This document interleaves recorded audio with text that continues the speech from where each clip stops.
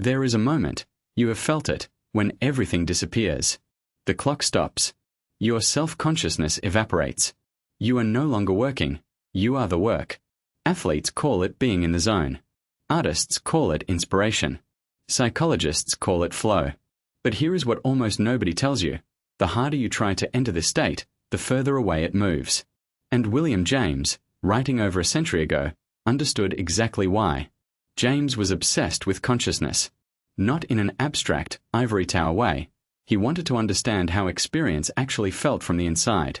In his monumental work, The Principles of Psychology, published in 1890, James described consciousness not as a thing but as a process, a continuous, ever-shifting stream. He called it the stream of thought. And embedded within this framework was a concept so radical it took decades for science to catch up, what he called pure experience. Pure experience, for James, is consciousness before the mind has had time to categorize it. It is the raw, unfiltered moment of living before your brain decides what something is, what it means, whether it is good or bad. Think of the first half second when you hear a beautiful piece of music, before you recognize the song, before you remember where you heard it, before you start analyzing the chord progression. That instant of pure, unmediated experience is what James was pointing at. Now consider what happens during flow. Mihaly Csikszentmihalyi, who coined the modern term, described it as complete absorption in a challenging activity. Time distorts. Self-consciousness drops away. Effort becomes effortless. What Csikszentmihalyi was describing in the 1990s, James had already mapped philosophically in the 1890s. Pure experience is flow's philosophical foundation. But here is the crucial insight, the one James gives us that modern productivity culture desperately needs to hear. Pure experience cannot be manufactured by the analytical mind. The moment you step back and observe yourself having an experience, you have already exited it.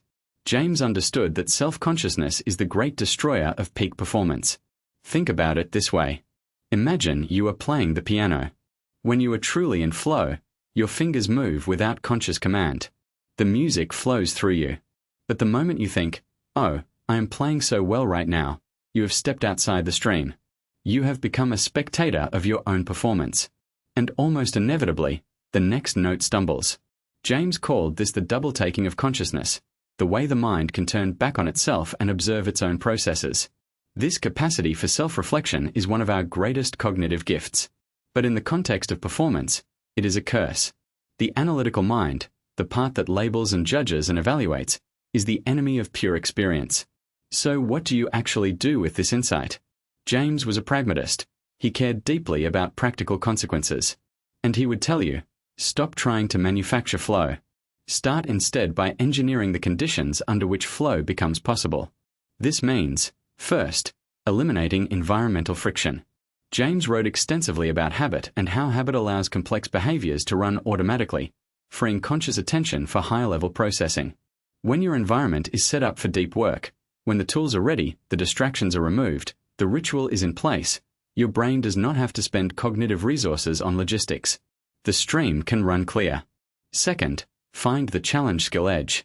James noticed that both boredom and anxiety interrupt the flow of experience. Boredom occurs when the environment offers too little stimulus. Anxiety when it offers too much. Flow lives in the narrow corridor between them, where challenge is perfectly calibrated to ability. This is not an accident. It is why master craftspeople and elite athletes constantly seek slightly harder challenges. They are chasing the edge instinctively. Third, and perhaps most counterintuitively, practice detachment from outcomes. James was deeply influenced by Eastern philosophy, and he saw something important in the concept of non-attachment. When you stop monitoring your own performance, when you release the desperate grip of wanting to succeed, the stream of experience can flow without obstruction. The sculptor who is worried about whether the sculpture will be good enough cannot feel the clay. The writer who is anxious about whether the sentence is brilliant enough cannot hear the rhythm of the prose. James's pure experience asks you to trust the stream, to prepare thoroughly, to show up fully, and then to let go.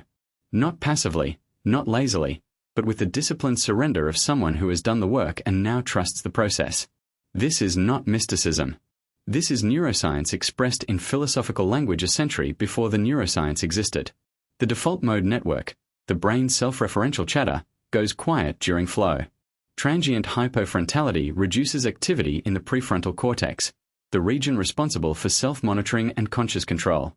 James did not have brain scanners, but he had something equally powerful, a fiercely honest attention to the texture of his own experience. The next time you sit down to do your most important work, remember James. Prepare your conditions. Find your edge. And then, release. The stream does not need you to push it. It needs you to stop damming it. If this way of thinking about consciousness and performance resonates with you, there is so much more to explore in James's extraordinary body of work. Subscribe to The Psychology of William James, and we will go deeper together into the ideas that shaped modern psychology and can still change how you live today.